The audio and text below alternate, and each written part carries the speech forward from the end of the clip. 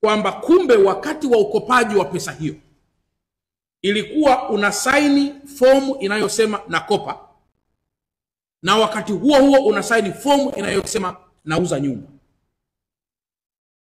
Lakini kisheria tunaangalia ilikuwa ni mkopo au ilikuwa ni uuzwaji wa nyumba. Kwa kuna mazingira ya pasi na shaka ya unyang'anyi yaliyotumika kunyang'anya nyumba ya Bi Alice. Lakini kama mnakumbuka, ndugu yetu Justus M. Lugaibula, Mungu amrehemu, alishafariki. Na kwa mantiki hiyo msimamizi wa mirathi kwa sasa anaitwa Bi Alice Nyamwiza Pasco Haule, msimamizi wa mirathi.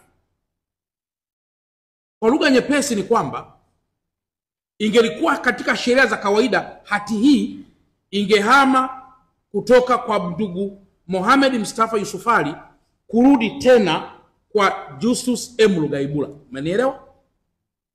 Lakini kwa sababu Lugaibula amefariki, hati inarudi kwenye jina la msimamizi wa mirathi. Nieleweke hapa kwamba Bi Alice anaonekana kwenye hati hii sio kama mmiliki, bali kama msimamizi wa mirathi. Inaweza ikatokea mzee Justus Lugaibula marehemu inaweza kutokea kuwa alikuwa na watoto kwa Mama Alice, alikuwa na watoto nje ya Mama Alice. Watoto wale wanaweza wakawa si wa Mama Alice, lakini wana wajibu wote wa kisheria wa kufaidika na mirathi ya mali ya Justus.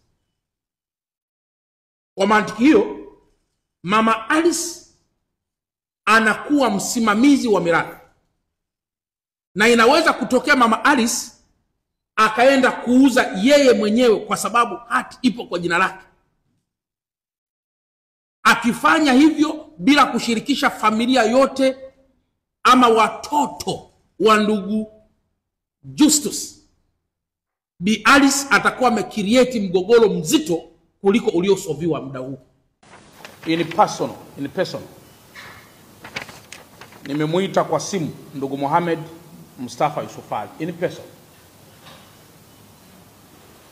na amekuwa akiniambia yuko South Africa kwa ajili ya matibabu. Nimemuita zaidi ya mara 10 kwa message na kwa simu.